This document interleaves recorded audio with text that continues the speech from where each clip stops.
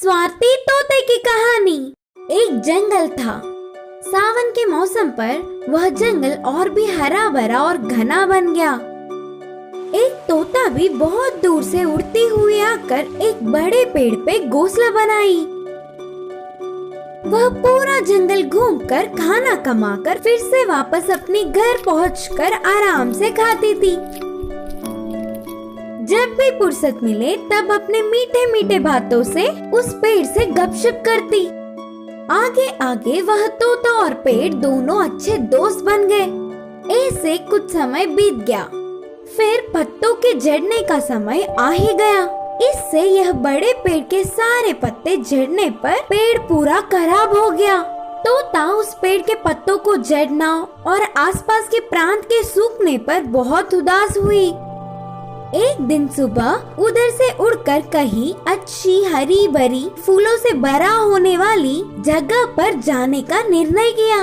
अपनी दोस्त तोते को जाते हुए देख उस बड़े पेड़ ने कहा, दोस्त कहाँ जा रही हो? मेरे हरा भरा होने पर तुम्हें जगा दिया और अब तुम मेरे झड़ने पर मुझे छोड़ जाओगी?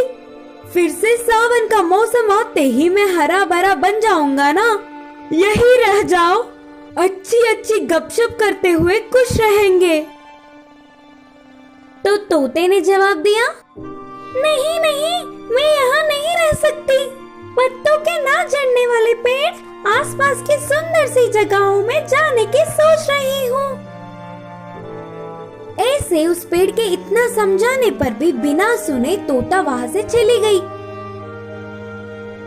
खुद के झड़ने से ज्यादा अपनी दोस्त को छोड़ जाने पर पेड़ बहुत उदास हुआ और फिर पूरी तरह से झड़कर नीचे जमीन पर गिर पड़ा। उसके बाद आने वाले सावन के मौसम में उस जंगल में सारे पेड़ हरा भरा और सुंदर होने पर भी एक भी पेड़ ने उस तोते को आश्रय नहीं दी। इस कहानी की नीति है कि पेड़ दोस्त को छोड़ जाने वाली तोते की तरह नहीं, बल्कि सुख दुखों में साथ निभाने वाले ही सच्चे और अच्छे दोस्त होते हैं। भेड़िया को सबक देने वाली बकरी की कहानी। एक जंगल में एक भेड़िया रहता था। वह बहुत चालाक था। कोई भी छोटा सा जानवर देखने पर भी वह उसे ना छोड़ता। किसी के भी होशियारी दिखाकर बचने की कोशिश करने वाले चाल को मात देकर उसे अपना भोजन बना लेता। उसी जंगल में एक छोटा सा घर में एक बकरी अपने 3 बच्चों के साथ रहती थी। वे सब घास चरने के लिए बाहर आने पर बकरी के बच्चों को देख वह भेड़िया के मुंह में पानी आ जाते थे। बकरी के बच्चे बहुत ही नरम हैं। माँ के ना होने के समय पर माँ के बिना मुझे किसी एक दिन अकेले मिलेंगे ही, तब लूंगा उनकी खबर। सोचकर उन बकरी के बच्चों को खाने के लिए भेड़िया अक्सर कोशिश करता था, लेकिन हमेशा माँ बकरी के पहरा देने पर उसे मौका नहीं मिलता। एक दिन खाम से माँ बकरी को बाहर जाना पड़ा था। जाते जाते, बच्चों ध्यान से सुनो, मेरे अलावा कोई भी आए तो दरवाजा मत खोलना, बोलकर सावधानियां बरतती गई। ये सब भेड़िया चुपकर देख रहा था। यही समय है, माँ बकरी के वापस आने तक किसी भी तरह बकरी के बच्चों को खाना है, सोचकर एक चाल सोची। माँ बकरी के जाने के कुछ समय बाद भेड़िया बकरी के घर आकर कहा, बेटे मैं तुम्हारी माँ, दरवाजा खोलो बच्चों। अंदर के बच्चों को वह अपनी माँ की आवाज जैसे नहीं लगी। हमारी माँ की आवाज तो ऐसे नहीं होती, उन बकरी के बच्चों ने कहा और भेड़िया चला गया। कुछ देर बाद दूसरी चाल से फिर आ गया। अब बकरी के आवाज में, दरवाजा खोलो बच्चों, कहा। माँ आ गई करके दरवाजे के छेद से बच्चों ने देखा तो खाले पैर दिखे। ना, तुम हमारी माँ नहीं हो, हमारी माँ के तो सफेद पैर होते हैं, उन बकरी के बच्चों ने कहा। ये तो बच्चे ही है सोचा, लेकिन ये तो मुझसे भी चतुर सोचने लगे। रुको, अभी इनकी खबर लूंगा। सोचकर भेड़िया तेजी से जाकर पैरों को सफेद रंग लगाया और फिर से आया। चल चल के पेड़ जकड़ गए।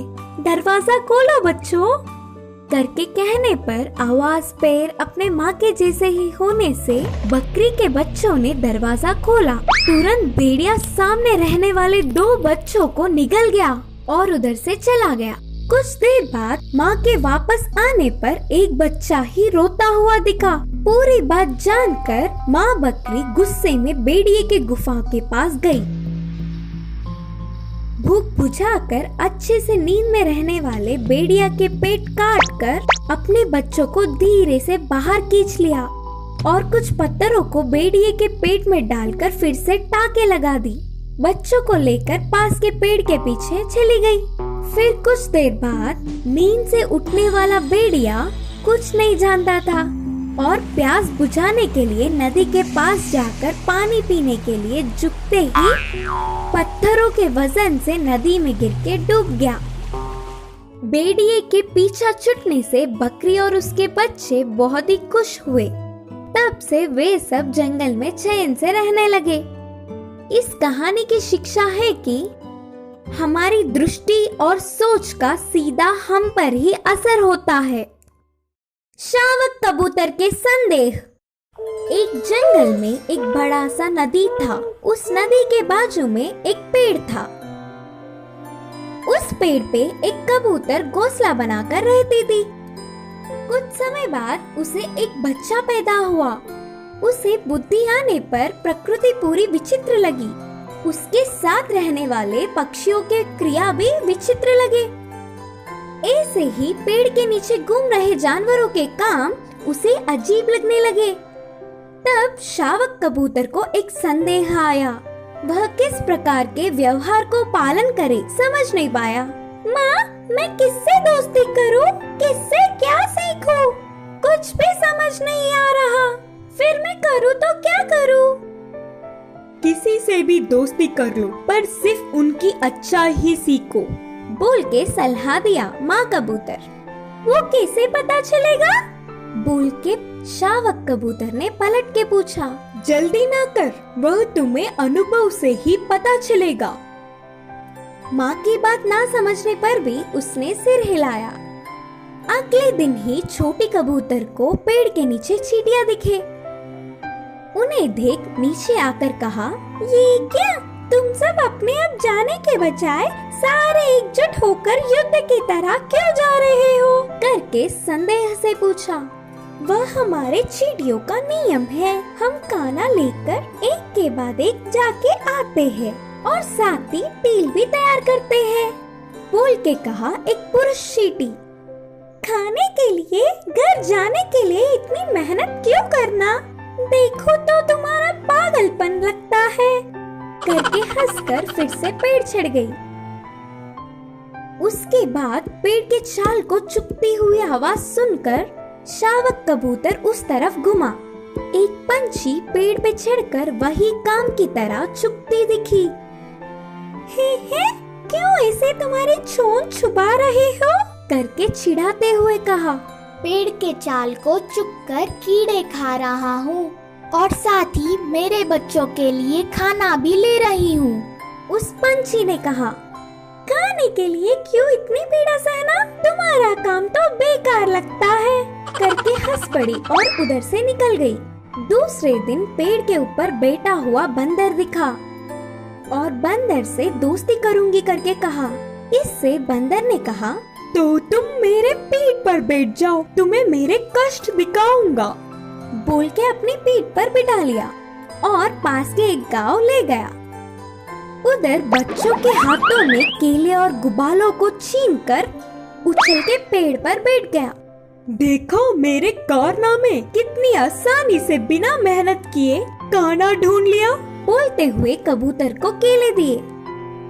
आहा, अच्छा है, तुम कितनी समझदार हो, बोल के कबूतर खुश हुई। इतने में बंदर के काम देख बच्चे डर के रोने लगे। अब इधर रहना हमारे लिए अच्छा नहीं, चलो, बोल के शावक कबूतर को लेकर बंदर जल्दी से जंगल पहुंच गया और कुछ दिन बीतने के बाद एक कौवा कबूतर के रहने वाले पेड़ पर आके बैठ गई। प्यारी सी शावक कबूतर को देख के कहा, अगर मुझसे दोस्ती करना है तो मेरे साथ आना पड़ेगा करके शर्त रखा। शावक कबूतर मानकर कौवे के साथ चल पड़ा। कौवा उड़ता हुआ जाकर फसल पे उड़कर कुछ दाने खाते हुए और बहुत दाने जमीन पर गिराता रहा। वही किसान को देख पीछा करते हुए रुलाते हुए शरारत करने लगा। शावक कबूतर को कौवे के कारनामे देख मजा आ रहा था और वह भी बिल्कुल ऐसे ही करने लगी। देख के थक जाने वाला किसान उन पर पत्थर फेंका। कौवा तो बच के उड़ गया, पर शावक कबूतर ना बच पाते हुए पत्थर लगकर नीचे गिर पड़ी। भाग्य से उधर से घर लौट के आ रहे माँ कबूतर को अपनी बच्ची मुसीबत में दिखी तो तुरंत छत से उठाकर ले गई। लगे हुए गांव पर मलम करके बचा लिया। पूरी बात अपने बच्चे से जानने वाला कबूतर, अब तुम्हें इधर कुछ बातों को समझना होगा। सारे चींटियां मेहनत करने पर पंछी की तरह किसी को भी अपना आहार खुद कमाना होगा। बंदर की तरह गलत काम करने पर कोई भी बर्दाश्त नहीं करेंगे। मंद बुद्धि के व्यवहार से आखिर में फंस जाओगी। अब से किसी से भी दोस्ती करने पर उन्हें अपनी आदत बना लो। बुराई जानकर उससे दूर रहो। ये सत्य जानकर तुम्हारी जिंदगी आसान होगी करके माँ कबूतर ने बच्चे को समझाया। उसके बाद से शावक कबूतर दूसरों से किसे सीखना है जानकर सावधान रहने लगी।